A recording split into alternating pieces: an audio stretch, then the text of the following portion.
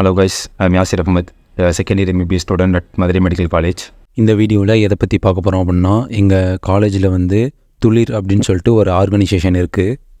பேசிக்காக இதோட ஃபங்க்ஷன் என்ன அப்படின்னா, அனாதை குழந்தைங்க, அப்புறம் காது கேட்காத வாய் பேச முடியாத குழந்தைங்க, அப்புறம் கவர்மெண்ட் ஸ்கூல் ஸ்டூடெண்ட்ஸு, அப்புறம் ஓல்டேஜ் ஹோமு, இந்த மாதிரி கஷ்டப்படுறவங்களுக்கு எங்கள் காலேஜ் மூலியமாக ஏதாவது ஒரு டொனேட் பண்ணி ஹெல்ப் பண்ண முடியும் அப்படின்னா இந்த துளிர் மூலியமாக பண்ணிக்கலாம். இது ஸ்டூடெண்ட்ஸாக சேர்ந்து நடத்துகிற ஒரு ஆர்கனைசேஷன் மாதிரி தான்.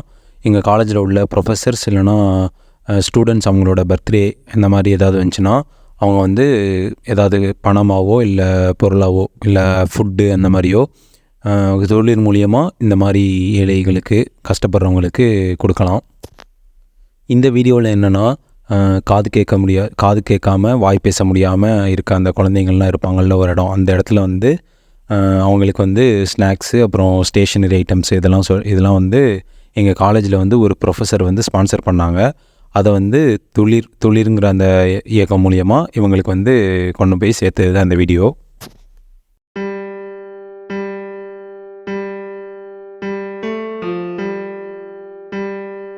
அந்த அம்மா நாங்கள் மெடிக்கல் காலேஜ்லேருந்து வந்திருக்கோம், இவங்களுக்கு ஸ்நாக்ஸும் ஸ்டேஷ்னரிஸும் கொண்டு வந்திருக்கோம் அப்படின்னு சொல்லி அவங்களுக்கு புரிகிற மாதிரி சொல்லிகிட்டு இருந்தாங்க.